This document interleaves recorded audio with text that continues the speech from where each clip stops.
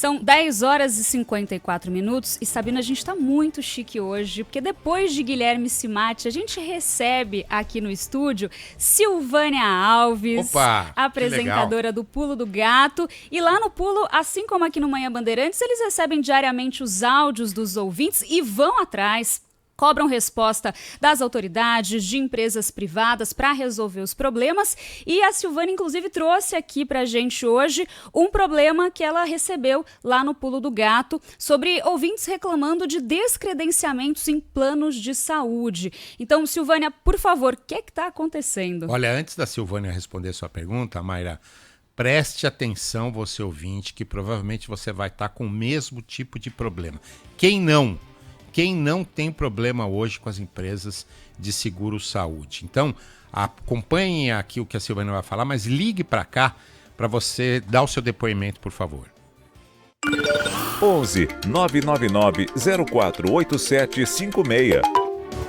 Oi, Silvânia, conta pra gente agora o que você apurou e obrigado pela sua participação. Obrigada, você é um prazer estar aqui com você, Sabino, a Mayra, Ricardo, Diogo, todo mundo. Bom, gente, é o seguinte, nós temos recebido então algumas mensagens de ouvintes tendo problemas com planos, laboratórios, clínicas descredenciados ou mesmo o próprio plano. A ouvinte Sandra pediu ajuda à Rádio Bandeirantes e ao quadro Boca no Trombone e no Pulo do Gato, porque a Unimed Nacional tinha cancelado o plano de saúde da mãe dela, uma senhora de 98 anos. Ela tinha contratado o plano Unimed através da administradora Qualicorp. No dia 17 de abril, recebeu um e-mail da Qualicorp informando que o plano vigente desde outubro de 2015 seria cancelado no dia 9 de maio. A mensalidade, gente, de R$ 4.967. Valor que ela e os irmãos dividem para conseguir pagar, né? E como é que essa senhora de 98 anos conseguiria contratar um outro plano de saúde com essa idade, né? A senhora Sandra entrou em contato conosco no dia 25 de abril, nós encaminhamos a Unimed e, felizmente, já no dia 30, a Unimed respondeu que assegurava que o plano de saúde da senhora Júlia vai permanecer ativo e que continuará a prestar a beneficiária todo o atendimento necessário. A ouvinte já confirmou que está tudo certo com o plano. Nós ouvimos a advogada Marta Geller sobre essa questão. A operadora pode cancelar um plano de saúde de forma unilateral e negar a realização de exames? Vamos ouvir o que a advogada Marta Geller falou. Ocorre que a nossa Constituição Federal, ela garante que o Estado vai controlar, ele vai regulamentar a forma com que essas operadoras vão executar esses contratos com os particulares, né? Então, o que acontece? O que tem que ter aí? Tem que ter um princípio de defesa de mercado, tem que ter um princípio de defesa do consumidor. Então, a gente vai falar, as operadoras agora, depois da pandemia, tiveram muito gasto e agora, conforme a pessoa vai ficando mais velha, que foi o que aconteceu, a gente teve notícias, inclusive, de que pessoas idosas estavam sendo surpreendidas no momento em que vão agendar uma consulta ou um exame, ou mesmo ter que fazer uma cirurgia, de que o plano, então, não vai mais cobrir e que está rescindindo o contrato. O que vem acontecendo? A gente vem vendo que o judiciário vem consolidando o entendimento de que desde que o médico assistente recomende determinado tratamento, mesmo que ele não esteja previsto na lista de tratamentos aprovados pela Agência Nacional de Saúde, né, pela Anvisa, o judiciário vem entendendo que se o médico assistente recomendou, o plano de saúde tem que cobrir. Então, muitas vezes, a gente vem se surpreendendo com aumentos bem altos aí nos últimos anos, por conta dessa justificativa de que a pandemia onerou muito os planos. E agora a gente foi surpreendido por essa atitude de alguns planos de saúde, algumas operadoras de planos de saúde, rescindindo unilateralmente o plano com base nesse princípio, de dizer que não está mais equilibrado o contrato, muito oneroso por conta dessas decisões do judiciário.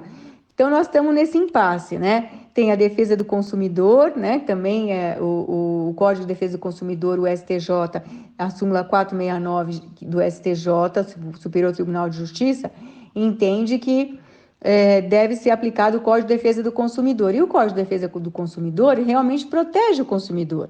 E é com base nele e na função social do contrato que as pessoas que tiveram receberam cartinhas dizendo que o plano vai estar rescindido a partir de tal data, elas devem sim procurar o Poder Judiciário. Para quê? Para restabelecer esse plano por meio de contratação de advogados. Quem não tiver recursos e tiver uma renda de até 3 salários mínimos, pode procurar a Defensoria Pública na sua cidade ou procurar a OAB da sua cidade para uma recomendação de um profissional especializado em direito social, para que possa, então, promover essa demanda judicialmente. Bom, um outro caso, olha, o ouvinte Antônio fazia tratamento na Gaolhos, foi descredenciado. Foi operado, fazia tratamento no Hospital Oswaldo Cruz, descredenciado. Foi para o Clínicas Einstein, onde era acompanhado por uma médica muito boa, segundo o ouvinte, mas que também foi descredenciada. O cliente já não tem mais o que fazer, né? Ele tem um plano de saúde Alice. Nós encaminhamos para lá. O nome desse? Alice. Eu confesso que eu não conhecia. Bem, confesso que não conhecia, mas você já fique atento aí, ouvinte. Olha, o Alice, então, respondeu imediatamente, dizendo que já estava em contato com o associado para saber direito qual que era a demanda e como auxiliá-lo da melhor maneira. E continua, gostaríamos de esclarecer que a informação sobre o descredenciamento das clínicas Einstein não procede. Quanto ao Hospital H-Olhos, apesar de não estar mais disponível... Com os russos, né? Quanto ao Hospital H-Olhos, apesar de não estar mais disponível para consultas, ele permanece em nossa rede para exames e como instituição hospitalar. Em relação ao Hospital Alemão Oswaldo Cruz, Unidade Vergueiro, a instituição encerrou suas atividades em 30 de abril, o que foi comunicado aos nossos membros logo que fomos informados em 8 de fevereiro. Seguimos contato com diversas outras instituições renomadas em nossa rede e expandido nossas parcerias para fornecer o melhor atendimento. E estamos à disposição de nossos membros para sanar quaisquer dúvidas diretamente e explorar as opções disponíveis para atender às suas necessidades. Esse plano, ele não tem um telefone de contato. Eu tentei, Como? não conseguia contato de jeito nenhum. O telefone que está disponível é só para quem é cliente. Então, como eu não sou, não tinha nenhuma opção para atendimento. O WhatsApp também, a mesma coisa. Aí, no final, eu acabei conseguindo mandar um WhatsApp, um outro telefone que eu descobri. Eles responderam como se eu fosse associada e responderam por um e-mail, foi pelo qual eu mandei a mensagem para lá. E aí rapidamente foi respondida. Mas agora estamos esperando a resposta do senhor Antônio para ver o que falaram para ele, né? Isso é verdade, né? E como será melhor resolvida essa situação. Bom, uma outra questão que foi levantada no dia 5 de maio foi pela nossa ouvinte assídua, a Edna Aires. Ela mandou um e-mail em forma de um desabafo, dizendo que está procurando uma operadora para conseguir um plano de saúde individual e não consegue. Vou tentar resumir aqui o que ela disse. Nos últimos anos, por conta de tanta intervenção do governo através de inúmeras e infinitas regras estabelecidas pela ANS, tem sido cada vez mais difícil, em alguns casos impossível, a contratação de um plano de saúde individual. A pessoa passa a vida empregada, usufruindo de um plano de saúde empresarial e, quando se aposenta, é jogado na sarjeta. Estão exigindo que se abra uma empresa ou se associe a alguma entidade de classe para conseguir contratação de planos medíocres. Lembrando que, ao contratar um plano através de PJ, a pessoa não poderá abater esses altos custos do imposto de renda pessoa física. Ninguém fala isso para os clientes antes da assinatura do contrato. Só vão descobrir quando forem tentar lançar as despesas na declaração do imposto.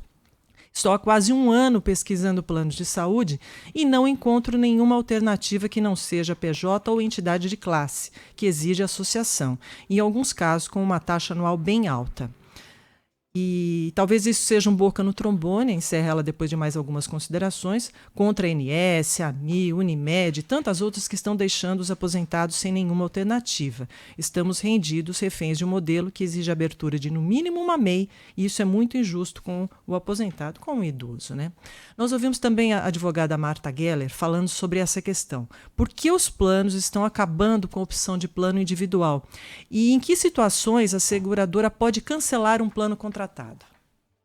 Os planos coletivos, eles têm uma característica: na hora de fazer o preço da mensalidade, eles consideram o uso individual de cada contratante. Dentro do plano coletivo, você tem vários usuários. Então, eles consideram, na hora de fazer a composição da mensalidade, que é uma só para todos, né? Geralmente é uma pessoa jurídica que paga essa mensalidade para vários contratantes. Então, quando vai haver o reajuste, quanto mais se usa o plano, mais caro ele vai ficar. E nos planos individuais, não é assim que é feito, né?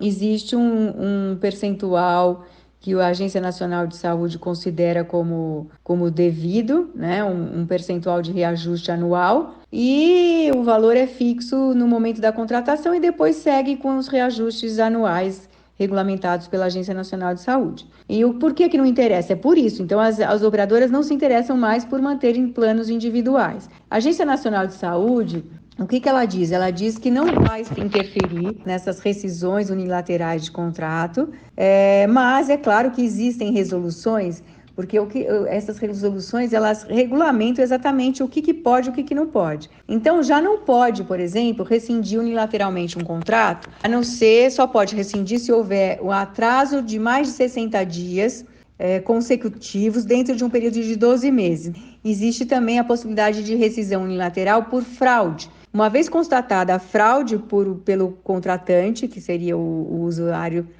do serviço do plano de saúde, aí sim é possível também por existência de má-fé, porque o contrato de plano de saúde ele tem que ser, como é um contrato que vai durar anos, né? Um contrato de trato sucessivo que a gente fala, tem que haver o quê? Durante todo o contrato, boa-fé de ambas as partes. Então, por tal razão, são as duas possibilidades que o contrato pode ser rescindido. Caso contrário, abre-se a porta do Poder Judiciário e, mais uma vez, o Poder Judiciário vai decidir se aquela inadimplência foi realmente porque o segurado deixou de pagar ou porque o próprio plano de saúde deixou de enviar os boletos, foram solicitados os boletos e não enviou, ou seja, ele fez com que o segurado se constituísse em mora. Então, pessoal, cuidado, se o boleto não chegou, não veio o boleto, você pode entrar com uma ação que se chama consignação em pagamento. Deposita em juízo o valor e assim você evita de ter o seu plano cancelado e vai provar, inclusive, a má-fé e pode até pedir o dano moral. E Silvânia Sabino, a gente estava falando aqui, eu estava procurando, há exatamente um ano atrás, em maio de 2023, fiz uma matéria aqui para a Rádio Bandeirantes, denunciando também esses descredenciamentos unilaterais. A pessoa simplesmente recebe um e-mail avisando que foi descredenciada. E eram vários casos também, um deles, do João Davi, que na época tinha só 10 meses, precisava usar bolsa de colostomia e também fazer 2 cirurgias de reparação do intestino com urgência. Simplesmente foi descredenciado e o pai dele só conseguiu na justiça, cerca de um mês depois de muito desespero, muito trabalho, muita dor de cabeça, conseguiu reaver, né, esse plano para continuar o tratamento dele. Isso faz um ano, foi acionada a ANS, foi acionada a Promotoria de Justiça do Consumidor, do Ministério Público de São Paulo, mas a gente vê que até agora nada foi feito, nada foi resolvido. Eu queria entender para que servem essas agências reguladoras. Nós vivemos recentemente a crise do fornecimento de energia elétrica e a ANEEL, a Agência Nacional de Energia Elétrica, não conseguiu punir efetivamente, diz até que multou, mas o problema persistiu e a gente só não está com o problema até agora porque em São Paulo não está chovendo, a Enel, né? Agora, a Agência Nacional de Saúde, que é responsável por esses planos privados de saúde, também diz que administrativamente, o que é normal, o que é regular dentro de um órgão de governo, administrativamente as pessoas não poderão recorrer e que eles não vão se envolver. Contou aqui a Silvânia. Então a única alternativa das pessoas é o Poder Judiciário. Poxa, o Poder Judiciário devia ser a última alternativa, não a primeira. Enfim, fica todo mundo aí refém dessa situação. Obrigado, desgaste, Silvânia. Né? O tempo que se leva, a possibilidade de se conseguir um advogado, né, Sabina? Tudo uma questão em casos que não podem esperar, né? Obrigado, viu, Silvânia? Obrigada a você. Obrigada, Volte aí Silvânia. com outras informações sobre Obrigada. esse assunto que eu tenho certeza que vai agitar e mobilizar aqui o nosso ouvinte.